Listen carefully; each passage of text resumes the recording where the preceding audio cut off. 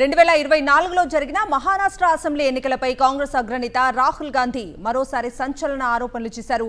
BJP match fixing చేసిందని ఆరోపించారు. ప్రజాస్వామ్య రిగ్గింగ్కు ఆ ఎన్నికలు ఒక ఉదాహరణగా పేర్కొన్న రాహుల్ గాంధీ రేపు బీహార్లోనూ ఇదే జరుగుతుంది అన్నారు. ఈ మేరకు ఇండియన్ ఎక్స్‌ప్రెస్ కోసం ఒక వ్యాసం రాశారు రాహుల్ గాంధీ.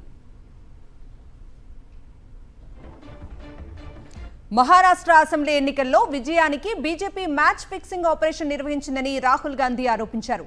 ఇందుకోసం ఆ పార్టీ 5 దశలను అనుసరించిందని వివరించారు.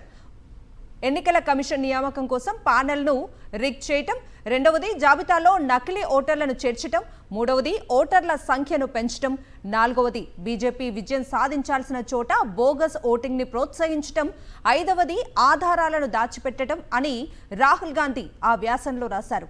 2023లో కేంద్రంలోని మోదీ సర్కార్ ఎన్నికల కమిషనర్ల నియామక చట్టంలో తీసుకువచ్చిన మార్పులను రాహుల్ ఈ వ్యాసంలో ప్రస్తావించారు.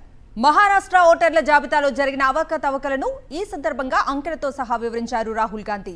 2019 అసెంబ్లీ ఎన్నికల సమయంలో రాష్ట్రంలో ఓటర్ల సంఖ్య 8.98 కోట్లు ఉండగా 2024 లోక్సభ ఎన్నికలకు 9.29 కోట్లకు పెరిగింది.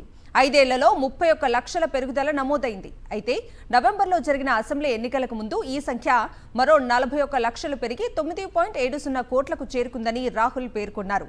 ఇదంతా బీజేపీ చేసిన మ్యాచ్ ఫిక్సింగ్ లో భాగమని ఆయన ఆరోపించారు. ఓటర్ల జాబితా కోరితే కేంద్ర ఎన్నికల సంఘం ఇవ్వటానికి నిరాకరిస్తోందని వెల్లడించారు ఆయన.